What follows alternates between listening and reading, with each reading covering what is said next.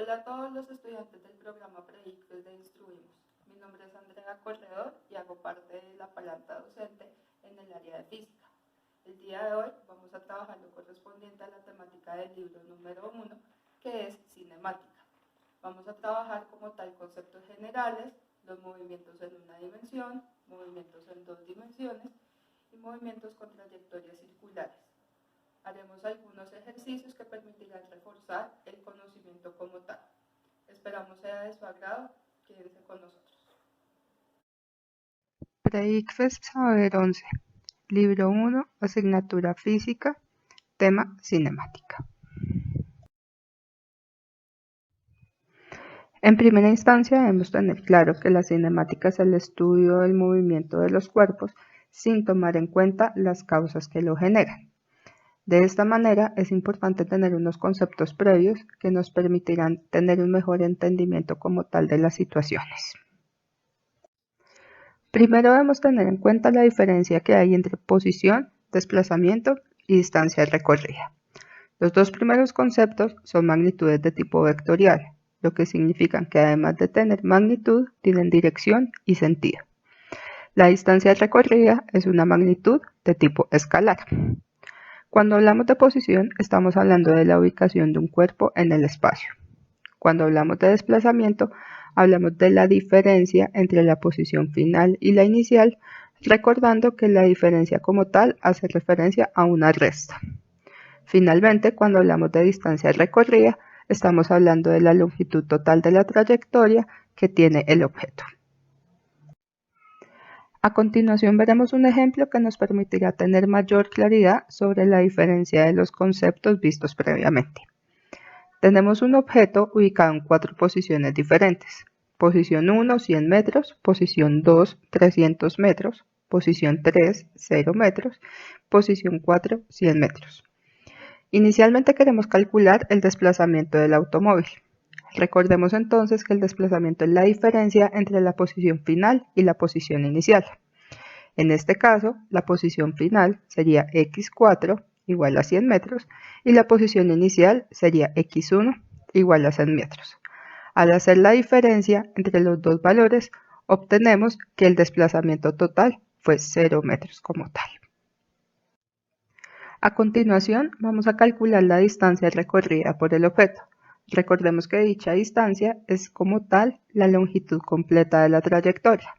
Para ello, vamos a tomar los desplazamientos que se hicieron en cada uno de los intervalos y su valor absoluto como tal.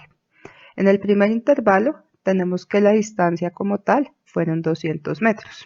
En el segundo intervalo, 300 metros y en el tercer intervalo, 100 metros.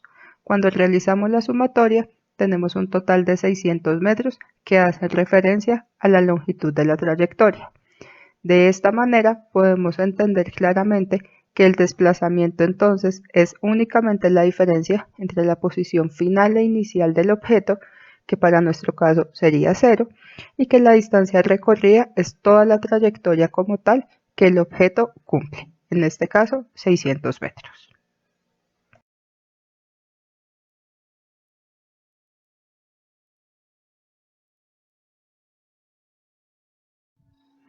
En segunda instancia, debemos tener clara la diferencia entre los conceptos velocidad, rapidez y, por último, aceleración. La velocidad y la aceleración son como tal magnitudes de tipo vectorial. La velocidad hace referencia a la razón de variación de la posición en el tiempo, mientras que la aceleración indica el cambio de la velocidad en el tiempo. Con respecto a la rapidez es una magnitud de tipo escalar, que lo que nos indica es la razón de cambio de la distancia recorrida que vimos previamente en el tiempo. De esta manera podemos darnos cuenta de la diferencia que hay entre velocidad y rapidez. Las dos hacen referencia a cambio como tal o a variación de posición o distancia en el tiempo, siendo una de ellas una magnitud vectorial y la otra una magnitud escalar. A continuación tenemos dos ejemplos que nos permiten entender claramente la diferencia puntual entre velocidad y rapidez. En la parte superior vemos dos automóviles que se mueven a 10 metros sobre segundo, uno hacia la derecha y el otro hacia la izquierda. En este caso, los automóviles como tal comparten su rapidez, que es el valor escalar, aunque sus velocidades sean diferentes, ya que el vector de cada uno de ellos tiene una dirección opuesta. En la parte de abajo vemos dos autos que van en la misma dirección, pero con diferente rapidez. Uno se mueve a 6 metros por segundo y el otro a 10 metros por segundo. De esta manera podemos darnos cuenta que el valor escalar en cada uno de ellos es diferente y eso implica de igual forma que sus velocidades también sean diferentes. Recordemos que un vector se caracteriza por tener magnitud, dirección y sentido.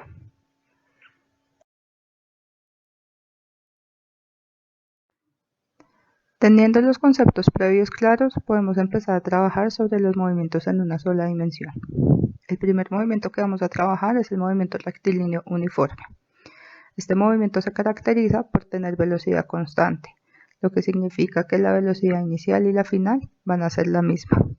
Esto como tal implica que su aceleración es nula. Y como consecuencia se tiene que el objeto va a recorrer espacios iguales en tiempos iguales. Vale la pena aclarar que este movimiento solamente se puede evidenciar en trayectorias de tipo horizontal, nunca en trayectorias verticales. En el siguiente diagrama vemos cómo un auto se desplaza en una trayectoria completamente horizontal. Es evidente que cada segundo el auto recorre una distancia de 8 metros. Esta como tal sería su velocidad, 8 metros por segundo.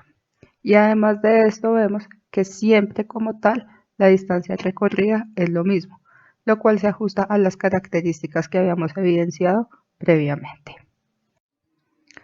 Las expresiones como tal que utilizamos en el movimiento rectilíneo uniforme se enfocan en la forma más básica de velocidad, que es distancia sobre tiempo. Sin embargo, podemos encontrar algunas variaciones, tales como la velocidad media y la rapidez media. La velocidad media es la variación de posición sobre la variación de tiempo como tal, mientras que la rapidez media hace referencia al espacio recorrido total dentro de la trayectoria en un tiempo determinado. El siguiente movimiento del que vamos a hablar es el movimiento rectilíneo uniforme variado, o conocido también como movimiento rectilíneo acelerado. Este movimiento se caracteriza por variaciones uniformes de velocidad, lo que significa que la velocidad inicial y la final son diferentes. Estos cambios de velocidad como tal generan una aceleración que ya tiene un valor diferente de cero y se genera en la misma dirección del movimiento. Como consecuencia, ya no se van a recorrer las mismas distancias en los mismos tiempos. Es de aclarar que este movimiento sí se puede dar tanto en trayectorias horizontales como en trayectorias verticales. A continuación evidenciamos dos gráficos que representan movimientos rectilíneos uniformes variados. El gráfico de la izquierda evidencia un movimiento en el cual la velocidad va en aumento. Podemos darnos cuenta que la misma lo está haciendo con una aceleración de 3 metros sobre segundo cuadrado. En el diagrama de la izquierda tenemos la representación de un movimiento desacelerado. En este caso, la velocidad está disminuyendo a una aceleración de menos 4 metros por segundo cuadrado. El menos se toma por ser un movimiento como tal desacelerado, por ende la aceleración es negativa. Caída libre es el nombre que se adjudica al movimiento acelerado en su trayectoria vertical. En este caso, al igual que en el movimiento uniforme variado o uniforme acelerado, su aceleración es constante y la particularidad es que en este caso se conoce la magnitud de dicha aceleración ya que es equivalente a la gravedad, es decir, 10 metros sobre segundo cuadrado. En este movimiento podemos evidenciar tres casos. Los dos primeros de ellos son cuando los cuerpos están en descenso. En el primer caso, estamos hablando de un cuerpo que parte del reposo, es decir, su velocidad es cero. En el segundo caso, hablamos de un cuerpo cuando es lanzado, es decir, cuando se imprime una velocidad inicial, que sería diferente de cero. En ambos casos, la velocidad como tal va aumentando a medida que el cuerpo va bajando como tal, y en este caso la gravedad se toma como positiva, ya que estamos hablando de movimientos acelerados. El tercer caso como tal es un movimiento de ascenso y después nuevamente de descenso. En este caso, el objeto se le debe imprimir una velocidad inicial que sea diferente de cero para que pueda empezar a subir como tal. En este momento tomamos la gravedad como negativa, ya que a medida que los objetos van subiendo, su velocidad va disminuyendo. Entonces, en este caso estaríamos hablando de un movimiento desacelerado. Cuando la velocidad del objeto es equivalente a cero, se dice que está en el punto máximo de altura, y a medida que empieza a descender nuevamente, su velocidad empieza a aumentar. Teniendo claras las características que diferencian el movimiento rectilíneo uniforme del movimiento rectilíneo uniforme acelerado, vamos a empezar a ver cómo se grafican las diferentes variables en función del tiempo, y vamos a realizar como tal una comparación de gráficas entre los dos movimientos. La primera variable que vamos a analizar es la de aceleración. En la parte izquierda vemos que la gráfica para movimiento uniforme de aceleración en función del tiempo evidencia que dicha aceleración es nula. Recordemos que en este movimiento no se generan cambios de velocidad. La gráfica de la derecha evidencia que en el movimiento acelerado la aceleración es constante. Por ende, el comportamiento de la gráfica es una línea completamente horizontal que nos indica que el valor de la misma va a ser igual desde que inicia hasta que finaliza.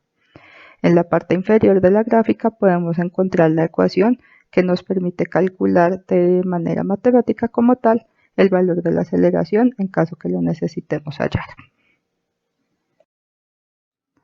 La siguiente variable a graficar es la velocidad. En la parte izquierda podemos ver que la velocidad como tal no presenta cambios, por lo tanto es un comportamiento completamente constante en un intervalo de tiempo, tal como nos indica el movimiento uniforme. Velocidad inicial y velocidad final son iguales. La gráfica de la derecha ya nos evidencia una diferencia como tal entre la velocidad inicial y la final. Por lo tanto, su comportamiento ya no va a ser constante, sino va a ser lineal, y se van a generar como tal pendientes. Estas pendientes pueden ser positivas, como es el caso que estamos evidenciando, o pueden ser negativas si estamos hablando de una disminución de velocidad. En la parte inferior podemos ver la expresión que podemos usar para calcular la velocidad final en un ejercicio. Por último, vamos a realizar el análisis de las gráficas de posición en función del tiempo. La gráfica de la izquierda, que corresponde al movimiento uniforme, nos evidencia cómo va cambiando la posición de un objeto determinado en un intervalo de tiempo. Esta gráfica como tal genera una pendiente, ya que recordemos que una de las características principales del movimiento uniforme es que se recorren espacios iguales en tiempos iguales. La pendiente en este caso es positiva, ya que evidencia que el objeto se está moviendo hacia adelante.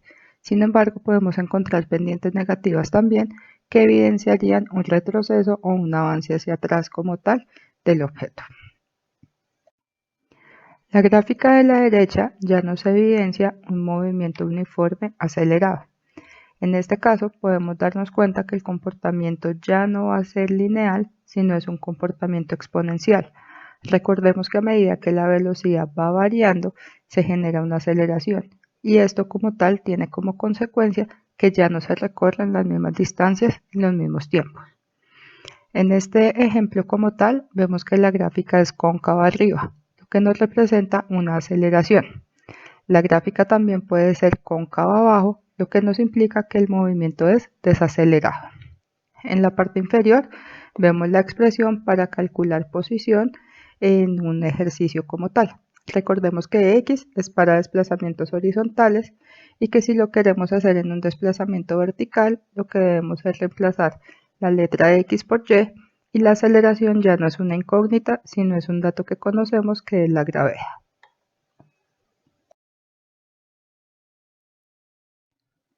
A continuación vamos a revisar algunos ejercicios que aparecen en la actividad evaluativa del libro 1. En primera instancia vamos a trabajar con el contexto de las preguntas 4 y 5.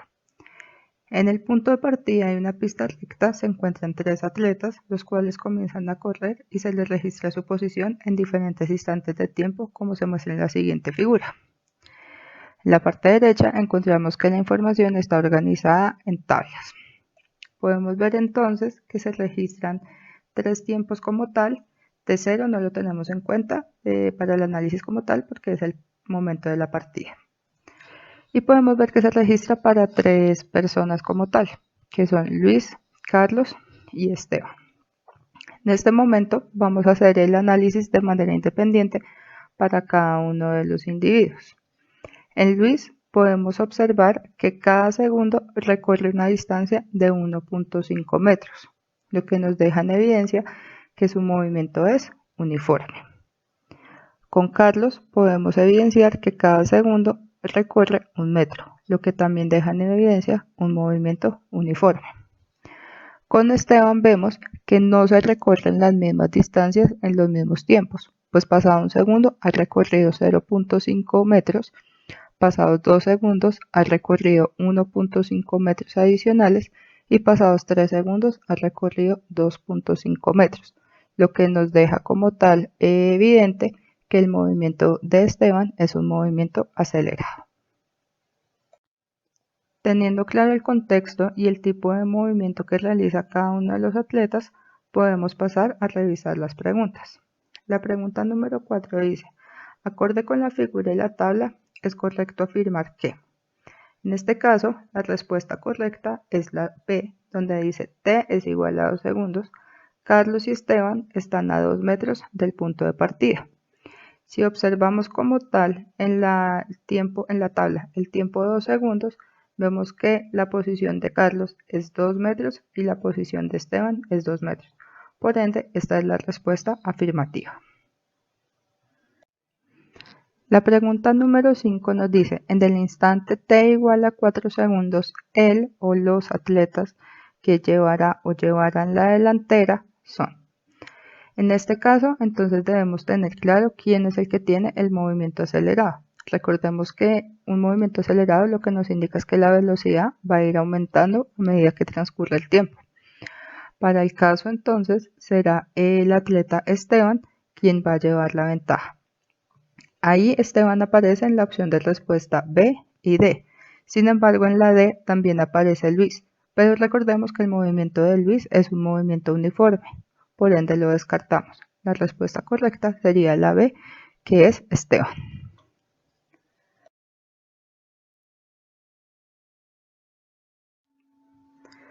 Para los ejercicios 6 a 8, el contexto que nos da como tal el libro es una gráfica de posición en función del tiempo. Recordemos que por el comportamiento de la gráfica podemos saber el tipo de movimiento que es, si es uniforme o acelerado. En este caso, vemos que el comportamiento de la gráfica en los diferentes intervalos de tiempo es lineal. Por lo tanto, podemos deducir que el movimiento es uniforme. Tengan en cuenta que si el movimiento fuese acelerado, el comportamiento de la gráfica sería exponencial. Para la pregunta número 6 nos dice, para el intervalo de 4 a 5 segundos, el cuerpo. Entonces nos dicen, se mueve con aceleración variable, con velocidad constante, velocidad variable o se encuentra en reposo. Recordemos en primera instancia que es un movimiento uniforme, lo cual nos descarta de una vez las opciones de respuesta A y C, en donde nos hablan de aceleración y velocidad variable. La respuesta B, que nos habla de velocidad constante, la podríamos tener en cualquier otro intervalo de tiempo diferente al 4-5, ya que es donde se está generando movimiento. Sin embargo, en dicho intervalo 4-5 podemos ver que la posición es la misma. Por ende, podemos deducir que el objeto se encuentra en reposo, como lo indica la respuesta D. La pregunta 8 nos dice, la aceleración promedio del cuerpo entre 0 y 2 segundos es. Recordemos que ya hicimos el análisis en el cual dedujimos que por el comportamiento de la gráfica el movimiento es uniforme. Si el movimiento es uniforme, no se generan variaciones de velocidad y por tanto la aceleración es nula, lo que representa la respuesta A, la aceleración igual a 0 metros por segundo cuadrado.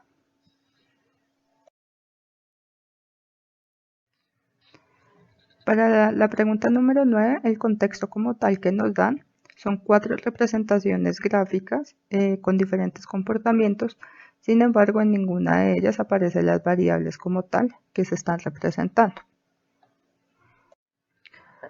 La pregunta número 9 nos dice, las gráficas que podrían representar la variación de la velocidad en el tiempo para diferentes movimientos uniformemente acelerados son. Recordemos que por el comportamiento de la gráfica, el movimiento uniforme variado como tal es una gráfica completamente lineal con pendientes que pueden ser positivas o negativas. En este caso, las que se ajustan como tal entonces a esta característica serían la 1, la 2 y la 3.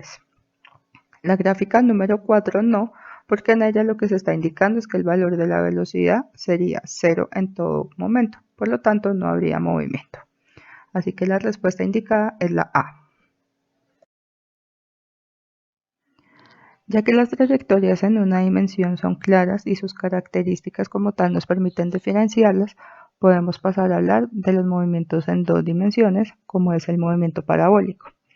Este movimiento como tal se caracteriza por generar un desplazamiento tanto en el eje X como en el eje Y al mismo tiempo. Este desplazamiento se da de esta manera, ya que el vector velocidad inicial no es completamente horizontal ni vertical, sino tiene un ángulo de inclinación.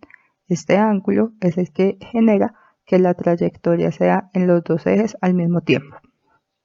Como esta trayectoria es sobre los dos ejes, vamos a hacer el análisis del movimiento de esta manera. La componente horizontal o el eje X lo vamos a analizar con las características del movimiento uniforme, es decir, velocidad constante, aceleración nula. Para hacer el análisis vertical vamos a tomar las características del movimiento acelerado, puntualmente caída libre, en donde la característica es que se generan variaciones de velocidad y la aceleración es constante. Puntualmente sabemos que es la gravedad. Entonces, como las características en el eje horizontal o la componente horizontal van a ser las mismas del movimiento uniforme, lo que vamos a hacer es utilizar las mismas ecuaciones.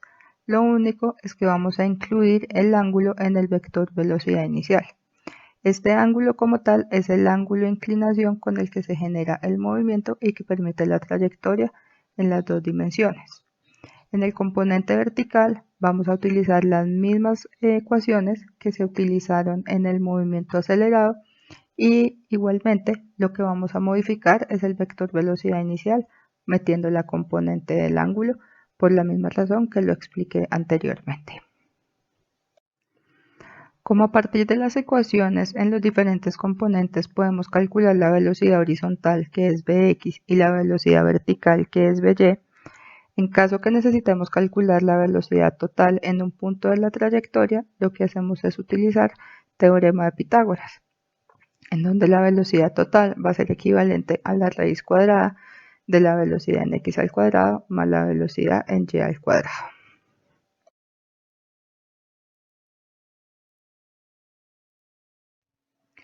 En el gráfico que tenemos podemos evidenciar como tal los vectores velocidad en diferentes puntos de la trayectoria. Los vectores negros como tal son la velocidad total. Los vectores rojos hacen referencia a la velocidad horizontal, conocida como Bx, y los vectores azules, la velocidad vertical, es decir, By. Podemos darnos cuenta que los vectores rojos nunca cambian ni de sentido, ni de dirección, ni de magnitud. Recordemos que en el componente horizontal la velocidad es constante. Sin embargo, si analizamos la parte vertical, el vector By va disminuyendo a medida que el objeto sube y va aumentando a medida que el objeto desciende.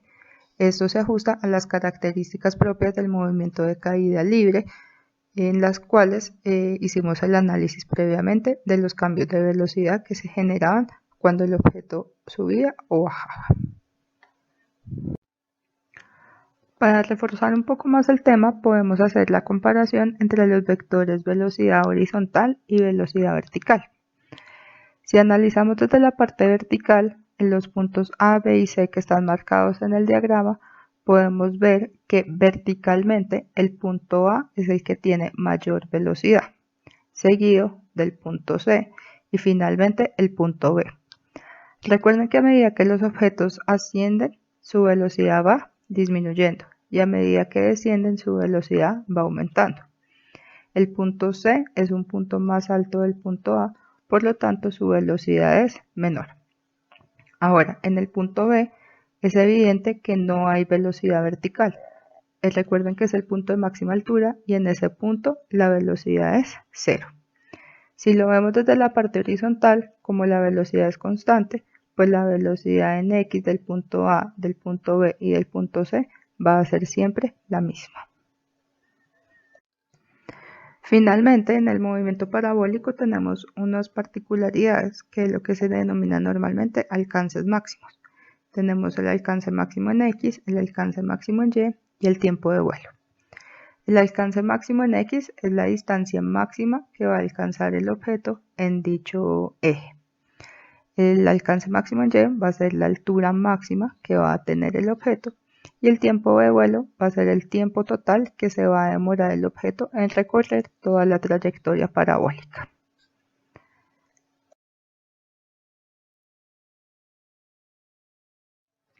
Vamos a revisar entonces el ejercicio 18 de su libro número 1.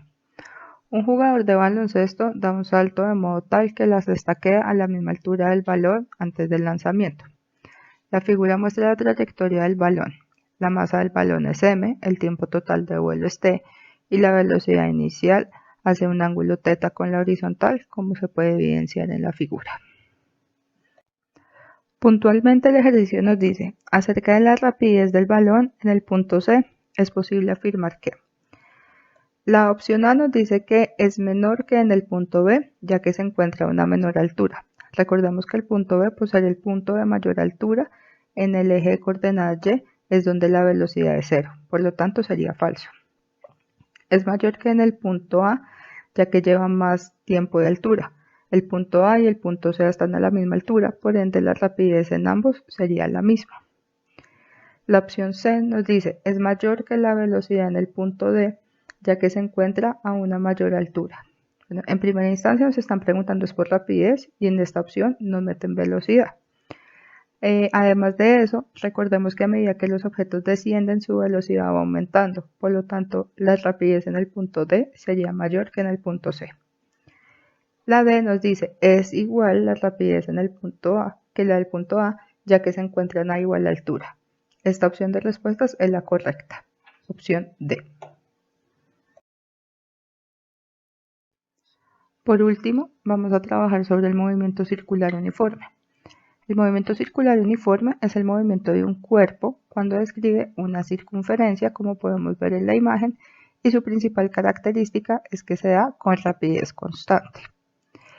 En este tipo de movimiento hay dos formas de medir distancia. Una como arco, en donde yo puedo decir que la distancia que se representa ahí se puede medir en unidades de distancia como metros, kilómetros o centímetros. Y la otra yo la puedo medir a partir del ángulo. Normalmente cuando medimos con el ángulo no utilizamos grados, sino radianes. Recuerden que pi radianes equivalen a 180 grados.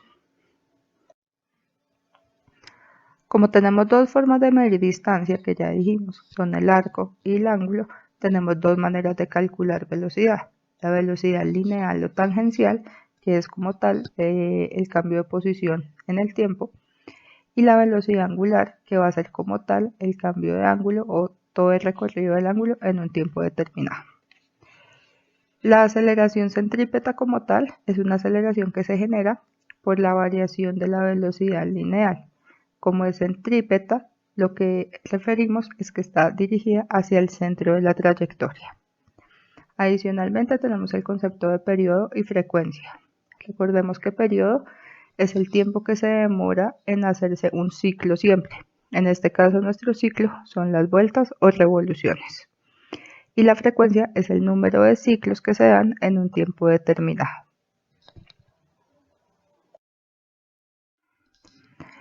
En el diagrama podemos ver la representación vectorial de la velocidad lineal o tangencial y de la aceleración centrípeta.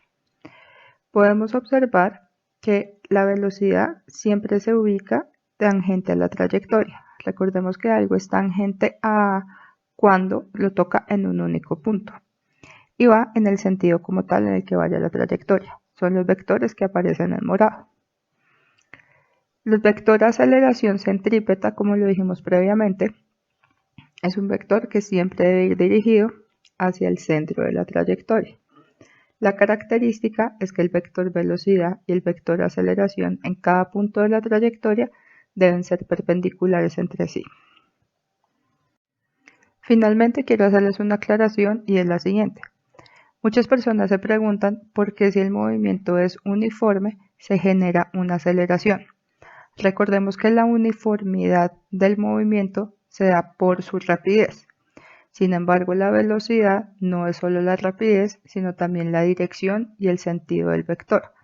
Aunque su rapidez es constante, la dirección y el sentido van cambiando en cada punto de la trayectoria. Ese cambio de dirección y sentido es lo que genera como tal la aceleración, que en este caso ya sabemos que es centrípeta. El contexto que nos dan para las preguntas 15 y 16 es el diagrama de una rueda de Chicago. Recordemos que es una atracción que describe una trayectoria completamente circular. En la misma evidenciamos el punto 0, que es el punto de centro de la trayectoria, y los puntos 1 y 2, donde se ubican dos personas. En el punto 1, Camilo, y en el punto 2, Juan.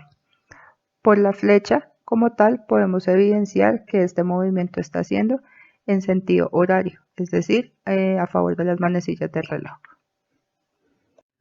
El ejercicio número 15 nos dice, la rueda de Chicago se mueve con rapidez constante. Por lo tanto, en el punto 1, la aceleración de Camilo con respecto al punto 0 está representada por, recordemos que la aceleración es centrípeta, por ende debe ir dirigida hacia el centro de la circunferencia como tal o de la trayectoria. En este punto, como tal, el vector que mejor representaría la aceleración centrípeta sería representado en la respuesta D. El ejercicio número 16 dice, cuando Juan va del punto 2 al 1, la variación de su velocidad en dicho trayecto está dada gráficamente por. Aquí hay que tener varias cosas en cuenta. La primera, cuando me hablan de variación de velocidad, recordemos que es el delta V. El delta siempre hace referencia a final menos inicial. Por la manera como me están dando el contexto, en este caso para mí la velocidad final sería la del punto 1 y la velocidad inicial sería la del punto 2.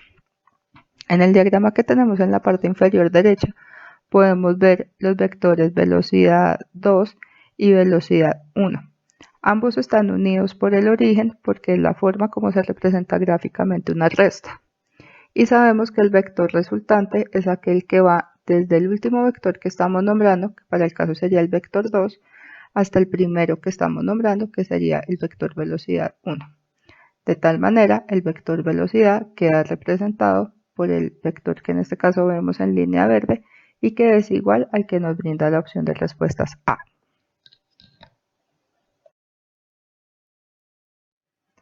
De esta manera entonces hemos llegado al final de la temática. Esperamos haya sido de su agrado y de su completo entendimiento. Recuerden que lo que se hizo fue una recapitulación como tal de la parte teórica y unos ejercicios también que ayudan a contrarrestarla. Nos vemos en una próxima ocasión. Que tengan buen día. Hasta luego.